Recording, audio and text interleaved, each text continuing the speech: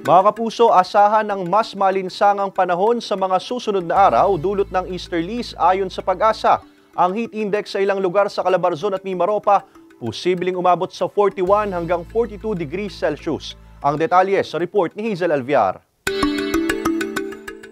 Mararamdaman pa rin ang matinding init sa halos buong bansa at posibleng magpatuloy pa yan sa mga natitirang araw ng Semana Santa. Walang bagyo sa malang panahon na namataan ng Pag-asa, pero dahil sa patuloy na pag-iral ng easterlies o yung warm and humid na hangin mula sa Pacific Ocean, asahang matataas na temperatura ulit ang maitatala sa maraming lugar. Base sa datos ng Metro Weather, may tsansa ng ulan sa ilang bahagi ng Quezon, Laguna, Mindoro Provinces at Palawan. Magiging maalinsangan din sa iba pang bahagi ng bansa kasama ang Visayas at Mindanao, pero may tsansa pa rin ng localized thunderstorms. Samantala, posibleng pumalo sa 41 degrees Celsius hanggang 42 degrees Celsius ang heat index sa ilang lugar sa Calabarzon at Mimaropa bukas, base sa inilabas na 2-day forecast ng Pag-asa. Ayon sa Pag-asa, posibleng makaranas ng hanggang 41 degrees Celsius na heat index sa Sangli Point sa Cavite. Posible ring makaranas ang 41 degrees Celsius na heat index sa Ambulong, Tanawan City sa Batangas bukas. Habang posible namang umabot sa 42 degrees Celsius ang heat index sa San Jose Occidental, Mindoro, maging ang ilang lugar sa Palawan.